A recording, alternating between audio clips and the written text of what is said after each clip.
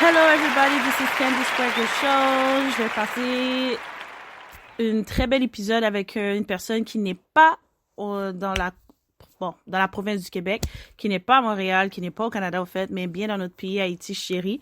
Puis je vais avoir un épisode qui va être en français, en créole, afin de rejoindre un peu plus d'Haïtiens possible, ou qu'on ait un auditoire un peu plus vaste, comme la majorité de mon auditoire est en Ontario, au Québec, et qui sont bilingues.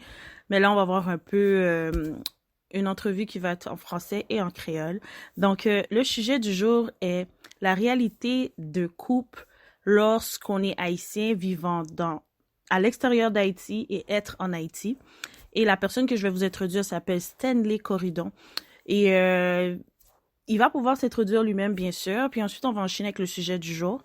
Donc, merci pour tous ceux qui vont nous écouter, de me suivre sur Google Podcasts, Spotify, iHeart Radio, Apple Podcasts et plein d'autres plateformes en fait que vous pouvez rejoindre. Vous pouvez me trouver aussi sur Instagram sur Candice Fuego, sur Facebook Candice Fuego, Candice Logic Heart. Vous pouvez aussi me suivre sur YouTube et aussi sur Twitter. Donc vous avez beaucoup de moyens de pouvoir me suivre. Donc, n'hésitez pas non plus pour m'écrire si vous avez des sujets en question, des personnes que vous aimeriez avoir comme invités. Pour 2020, je vous garantis, ça va être des épisodes garnis avec des personnalités, des sujets et bien sûr, parfois des mises en situation qui va nous porter à réflexion. Donc, ceci dit, Stanley, je vais te permettre de t'introduire. Merci avant tout d'avoir accepté de faire cette petite entrevue à distance, bien sûr. Donc, Stanley Corridon, introduis-toi en tant que personne et aussi parle-nous de ton projet Black. Bonsoir Candice, bonsoir à vous, chers auditeurs qui normalement est sur le point de m'écouter par rapport à cette initiative de Candice, à savoir visiter normalement le show, du moins se présenter ou partager le sujet du jour. Alors, comme dit, je suis Stanley Corridon, je vis en Haïti, pas au Québec, pas pour le moment, bien sûr, mais ce sont des projets pour l'avenir, je pense. Et en ce qui a fait à moi, je suis comme je viens de le souligner il y a de cela quelques instants. Je viens en Haïti. Et là, pour le moment, je suis plutôt bien installé pour pouvoir participer à ce show. En ce qui a trait à l'initiative Black, Black, c'est quoi? En tant que noir, normalement, la couleur noire fait référence à la fierté.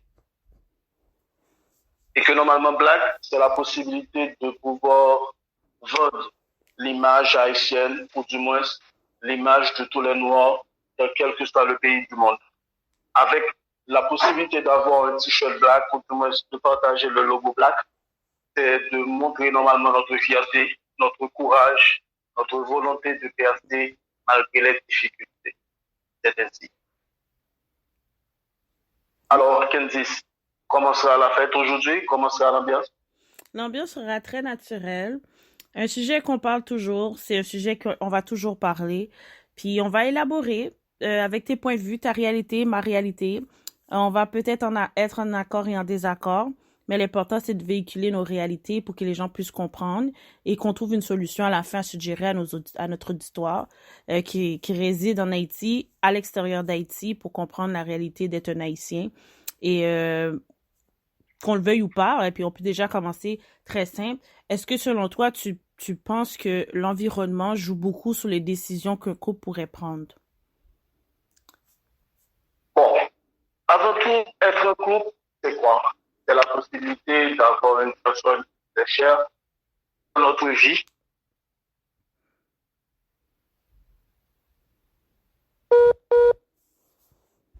Être un couple peut poser alors, des soucis ou du moins s'il peut y avoir des complications.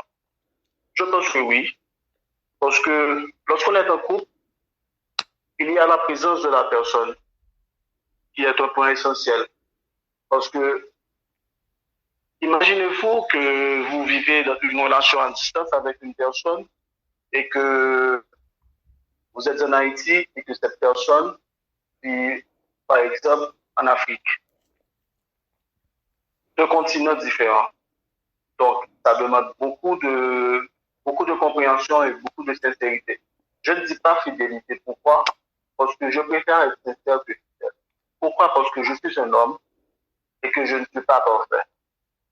C'est là la réalité.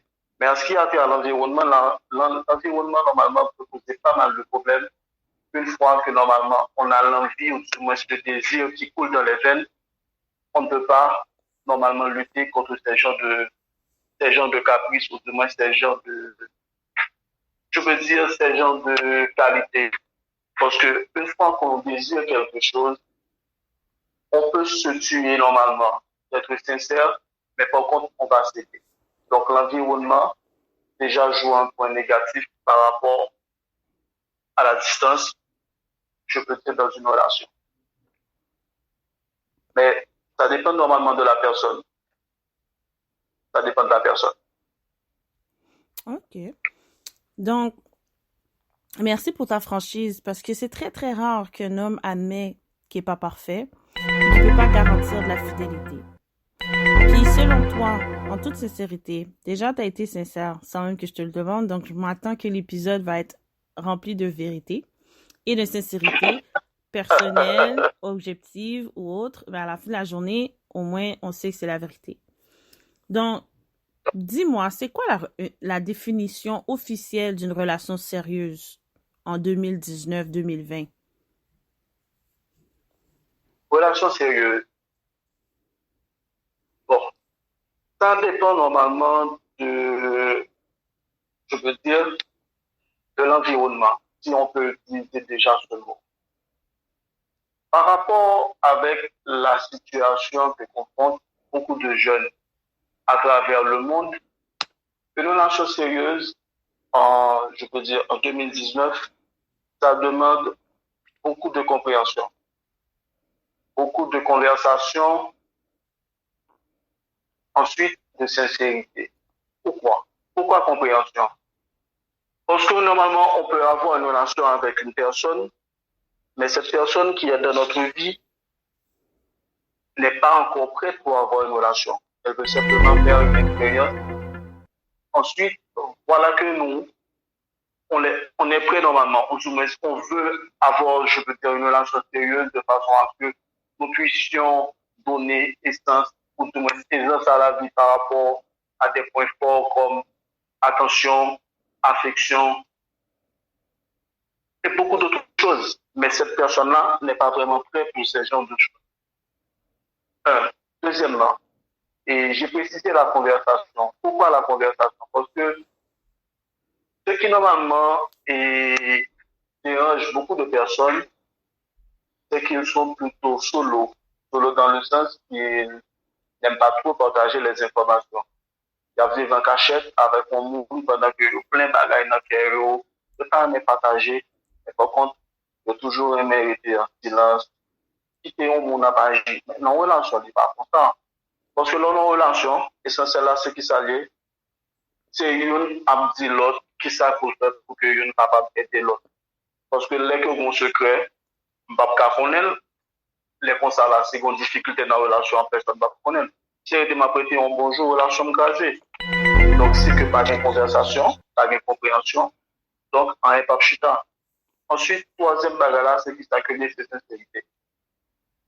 La sincérité, pourquoi? Parce que c'est que normalement moi-même et que moi non relation ensemble avoir côté que bail tout moi-même, moi supposé sincère avec. Parce que automatiquement que je suis sincère avec et que moi prêt pour que je donne toutes les vérités du monde à travers la conversation que nous gagnons par rapport à la compréhension que nous gagnons par rapport à l'un envers l'autre, normalement, il mérite que moi sincère. Parce que si que je ne suis pas sincère, si que pas de compréhension et puis pas de conversation qui se entre deux mondes qui remettent, là, ça ne peut pas avoir une bonne relation. Parce qu'une relation, normalement, est vraiment sacrée. Surtout, c'est une union qui fait avec deux mondes différents de caractère, mais qui pas mettre ensemble pour que vous font seul. Mais normalement, pour que vous font seul, il faut que tout point commun ça, et bien l'autre encore dans point commun. Et moi-même, je choisis chita sur trois points ça, parce que pour moi, je pense que c'est eux même qui est assez important pour que normalement, en relation, capable de développer. OK. Je ne sais pas si tu es d'avis avec mes réflexions. Ben, j'appuie ton point de vue. Ça fait du sens, tout dépendant à quel niveau et le niveau de maturité de chacun et chacune, parce que d'une personne à une autre, Si la personne est toujours dans une phase d'émotion, de colère, de rage, de frustration, d'incompréhension, d'inacceptation, d'ennui ou autre, il va jamais comprendre qu'est-ce que tu viens d'expliquer. Parce que faut être Non, en paix avec soi-même, réaliser nos torts, réaliser aussi que parfois c'est pas de notre faute, certaines situations nous arrivent, des fois c'est la personne même qui sait tout simplement pas comment aimer ou être mature dans une relation. Donc ça joue beaucoup, tu comprends? c'est D'une là la personne. place de la conversation. C'est là la place de la conversation. Parce qu'à travers la conversation, on peut arriver à comprendre quelle que soit la personne. Ensuite, détecter normalement les différents, du moins les difficultés qui peuvent exister chez cette personne. C'est sûr, mais il faut pas oublier non plus que la conversation, parfois, elle peut être unidirectionnelle. Ça veut dire qu'une personne peut avoir une fermeture d'esprit à comprendre qu'est-ce que tu vas dire pour des raisons X à cause, comme je répète, l'émotion bloque l'information. La colère, la tristesse, l'insécurité. Donc, si, exemple, l'émotion est de côté puis on reste rationnel, tu me donnes une information, je t'écoute et après, je verbalise qu'est-ce que j'ai compris qu'on appelle le canal de la conversation. Si, exemple, tu parles et la personne ne comprend pas, t'écoute pas, ou se rappelle même pas un unième de qu'est-ce que tu as dit, on s'entend très bien que la personne n'est pas intéressée à qu'est-ce que tu dis. Mais là, on va aller à l'optique de conversation sincère. Parce qu'il y a des personnes qui communiquent juste pour peaufiner une erreur ou peaufiner un bobo ou qui se sent pogné ou se sent dans un malaise, il veut pas que tu saches quelque chose. Ou tout simplement la personne est mesquin et mal intentionnée. Donc, la conversation pourrait paraître magnifique, mais l'intention personnelle de cet individu-là peut faire toute la différence. Bon, Parce tout à fait que d'accord. on vit dans une société, comme je t'ai dit, moi je vais parler de ma réalité et toi tu pourras parler de ta réalité afin qu'on se comprenne. En habitant au Canada, puis on est à Montréal, puis je ne vais pas te cacher en tant qu'haïtienne, à Montréal, on le dit souvent, les femmes à Montréal s'occupent beaucoup des hommes à Montréal. Il y a un minime pourcentage d'hommes haïtiens qui prennent soin de leurs femmes en général. Il y en a beaucoup qui vivent sous le salaire de la femme. Il y en a qui vont dire à cause que c'est l'égalité des sexes, le fait qu'on a gagné une bataille le journée de la femme du 8 mars en passant, qui était relatif à l'égalité des salaires entre la femme et l'homme. Donc, c'était devenu rétroactif. Donc là, ça fait, oh my God, un homme qui faisait peut-être 52 000 par année, maintenant la femme peut en faire 64 000 pour le même poste. Donc, ça fait en sorte qu'il y a des hommes qui disent, oh ben, euh, si maintenant la femme fait 12 000 de plus que moi pour le même poste, ça fait en sorte que l'homme ne peut plus vraiment jouir de comment il pourrait gâter sa femme ou se sentir épanoui parce que ça touche son ego pour certains hommes. Pour d'autres hommes, aucunement le salaire de la femme le préoccupe. Tu comprends? Aucunement. Je pense Donc, que normalement, dans une relation, le salaire normalement, si que ma femme travaille, que je travaille, il y a normalement les tâches qui pourraient être divisées. Et je ne vais pas totalement, je peux dire, m'asseoir à ce que ce soit ma femme qui fait et qui fasse toutes les choses. Mais c'est plutôt égoïste, ou du moins mesquin. C'est vraiment mesquin. mais écoute, voilà où ça qu'on va aller avec la prochaine question que j'avais pour toi. C'est que, c'est, c'est que quand tu habites dans un, exemple, au Québec, ou n'importe où dans le monde, tout dépendant des traditions et les valeurs familiales, qui est une des questions que je vais te poser, euh, tu peux être en couple avec quelqu'un. On va donner le diminutif correctement, ok? On va aller avec la base pour aller vers le haut. Si, exemple, la base, je rencontre Stanley m'aborde, on parle, on apprend à se connaître, il habite chez lui, j'habite chez moi. Les mois passent, une année passe, on se fréquente, on parle dans le statut de se fréquenter nord-américain. Parce que puis je veux dire fréquenter au Québec. Parce que j'ai remarqué que les anglophones et les Américains, c'est totalement différent la terminologie des couples. Donc, avant de devenir un couple officiel. Donc, si je parle avec ma réalité québécoise, dans la réalité francophone, donc, j'apprends à te connaître, on se parle, on partage, on passe des activités ensemble, je vois quelqu'un, on se fréquente, et puis après ça, un an et demi ou deux, trois que ce soit, on décide d'habiter ensemble. On habite ensemble